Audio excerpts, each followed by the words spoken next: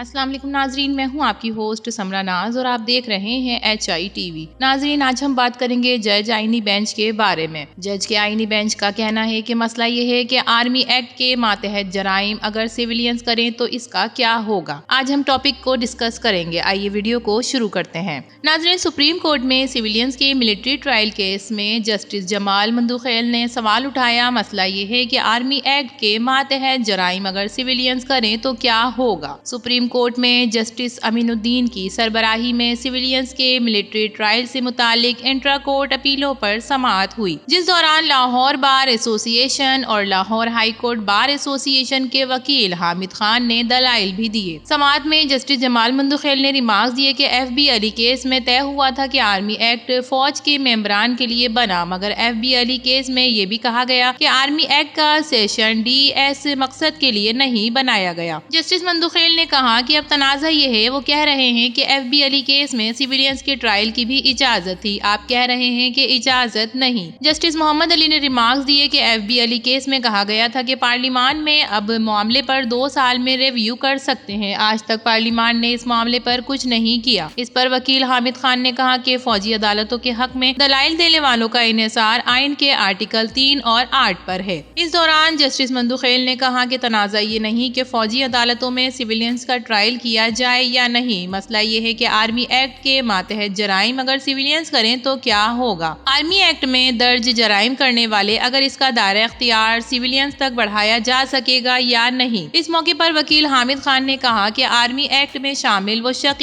جن کے تحت سویلینز کا ٹرائل کیا جاتا ہے وہ غیر آئینی ہے۔ اس کے علاوہ پارلیمنٹ کا مشترکہ اجلاس، حکومت نے اپوزیشن کا احتجاج روکنے کی حکمت عملی بنا لی۔ جی ہاں ناظرین، پارلیمنٹ کا اجلاس، آج ہونے والے مشترکہ اجلاس کا ایجنڈا بھی جاری کر دیا گیا۔ اس اجلاس میں جس کے صدر آصف علی زرداری خطاب کریں گے، اسپیکر قومی اسمبلی ایاز صادق پارلیمنٹ کے مشترکہ اجلاس کی صدارت کریں گے۔ پارلیمنٹ نے مشترکہ اجلاس کا 2 نکاتی ایجنڈا بھی جاری کر دیا ہے۔ صدر آصف علی زرداری اتحادی حکومتوں کی 1 سالہ کارکردگی کا احاطہ کریں گے۔ صدر کے خطاب کے علاوہ ایوان میں کوئی اور کارروائی نہیں ہوگی۔ صدر کا خطاب مکمل ہوتے ہی اجلاس غیر معینہ مدت کے لیے ملتوی کر دیا جائے گا۔ صدر کے خطاب کے دوران اپوزیشن ارکان کی جانب سے احتجاج کیے جانے کا بھی امکان ہے، جبکہ حکومت نے بھی اپوزیشن کے ممکنہ احتجاج کو ناکام بنانے کی حکمت عملی تیار کر لی ہے۔ وزیر اعظم شہباز شریف ایوان آمد پر صدر مملکت آصف علی زرداری کا استقبال کریں گے۔ صدر مملکت اپنے خطاب سے پہلے